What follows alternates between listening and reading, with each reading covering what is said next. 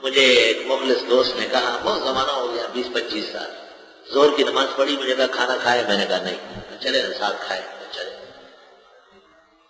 جب میں وہاں پہنچ گیا وہ گھنٹیوں پر گھنٹیاں بجا رہا ہے، چوکیدار بیٹھا ہوا ہے، ہم کیوں کھولے، ہمارا تو نوکری ختم ہے، ہمارا تنخواہ نہیں پڑتا۔ وہ غریب خود اترا، گیٹ کھولا، پھر گاڑی اندر لے گیا، مجھے اتارا۔ وہ میرے تقاضوں میں لگ گیا، میں جلدی باہر آیا۔ میں نے اس سے پوچھا کیا ہوا ہے، گیٹ نہیں کھول رہا؟ صاحب 12 سال ہو گئے، صرف 2200 روپے دیتے، کہ یہ سو نہیں کرتے۔ میں نے 1200 روپے دیے، میں نے کہا سال بھر کا میں نے بڑھایا، صاحب کو کچھ تک نہیں کرتا۔ اچھا صاحب السلام علیکم، میں ابھی دروازے پہ کھڑا ہوں۔ کھانا وانا کھا کے جب باہر آئے، اس نے جلدی گیٹ کھولا، صاحب کو کہا صاحب السلام علیکم۔ وہ صاحب مجھے کہتے ہیں حضرت آپ کے کلمات عجیب ہیں۔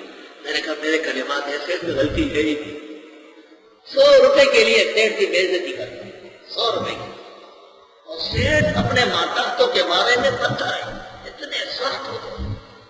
بھائی صدقے کی نیت سے دے، خیرات کی نیت سے کچھ تو کرے، کون ان کو عقل سکھائے؟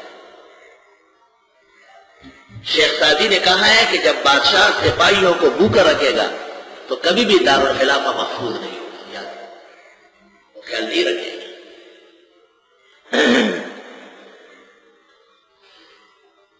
فرمایا قتال کرو شیطان کے لوگوں کے ساتھ۔ قتال سے مراد خالی لڑائی بڑائی نہیں، حکمت سے پیش آؤ، تدبیر سے رہو کہ نقصان سے بچو، اپنے پروگرام پر ڈٹے رہو۔ لڑنے میں تو اہل حق کا ہمیشہ نقصان ہوگا، کیونکہ وہ شریف لوگ ہیں، وہ نیک لوگ ہیں، ان کے لیے تبلیغ کی رکاوٹ ہو جائے گی۔ ان قید الشیطان، بے شک شیطان کی چال چلن، کان ضعیفا، بالکل نہ چلنے والی ہے، کمزور ہے۔ الم تر الی الذین، آپ نے دیکھا نہیں ان لوگوں کو، قیل لہم، ان سے کہا گیا، کفوا ایدیکم، روکو اپنے ہاتھوں کو، واقیموا الصلاۃ، سکون سے نماز پڑھو۔ اور یہ بار بار ہاتھ اٹھاتے، بار بار ہاتھ اٹھاتے، بار بار ہاتھ اٹھاتے، کفوا ایدیکم، بھائی ہاتھ روکو۔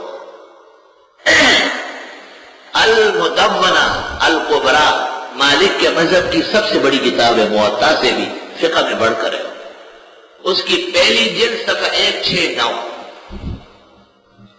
امام مالک کے مذہب کی کتاب المدونہ الکبریٰ جلد اول صفحہ 169۔ قال مالک احادیث الرفع کلها ضعیفہ الا عند الافتتاح، نماز شروع کرتے وقت رفع یدین کے علاوہ بقیہ جتنی رفع یدین ہے حدیث ضعیف ہے، لیکن قابل عمل نہیں۔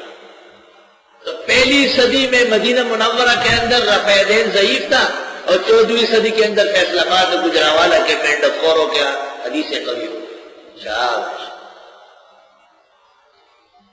اس لیے امام بخاری کو عبداللہ ابن عمر کے علاوہ کوئی شخص نہیں ملا جو رفع یدین روایت کرے، اور عبداللہ ابن عمر کے متعلق ابو داؤد میں ہے وَالصَّحِيحُ أَنَّهَا أَقْوَالُ ابن عمر، صحیح یہ ہے کہ یہ ابن عمر کی اپنی بات ہے، احادیث رسول نہیں، رفع یدین ابو داؤد۔